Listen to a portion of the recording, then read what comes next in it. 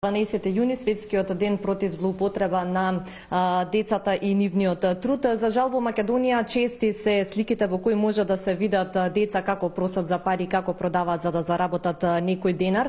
Според статистиките на детската амбасада Меѓаши, дури 18.500 деца не одат на училиште, околу 2000 деца секојдневно питачат на крстосниците. За тоа што превземат надлежните институции во врска со овој проблем и како да им се помогне на овие деца, разговараме со Ангела Маневска од детската амбасада Меѓаши.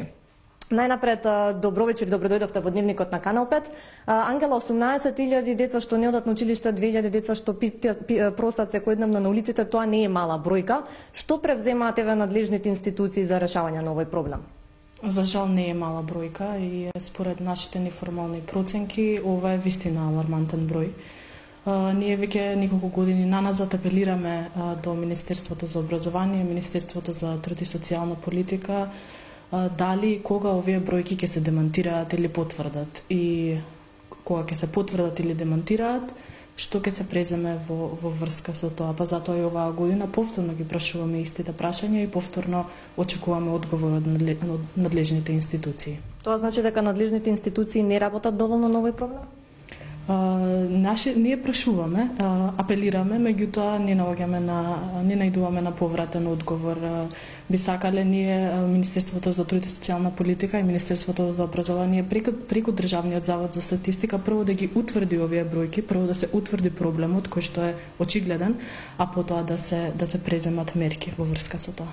Така, кои еве деца да речеме се најчесто жртви на злоупотреба на нивниот труд?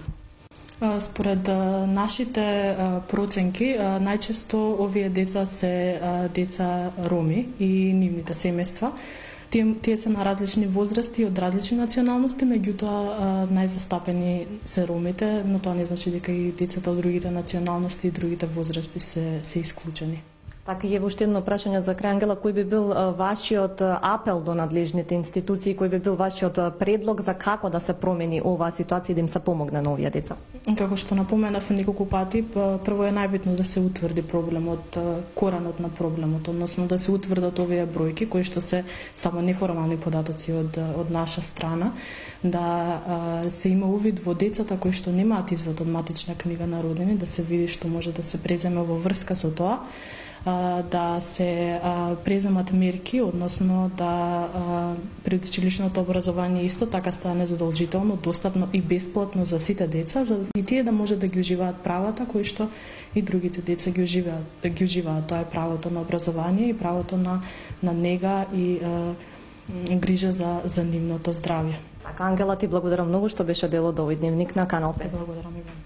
Ангела Маневска од детската амбасада Меѓаши по повод светскиот ден против злоупотреба на трудот на децата. Ете, слушнавме кој е апелот од страна на детската амбасада Меѓаши, па да се надеваме дека нивниот апел ќе допре до надлежните институции и дека истите ќе почнат малку повеќе да работат на овој проблем социјални или да се промени ова ситуација, бидејќи на крајот од денот нели секое дете заслужува, има право на пристап до образование и сите деца треба да имаат еднакви можности, а за тоа треба државата да помогне во тоа.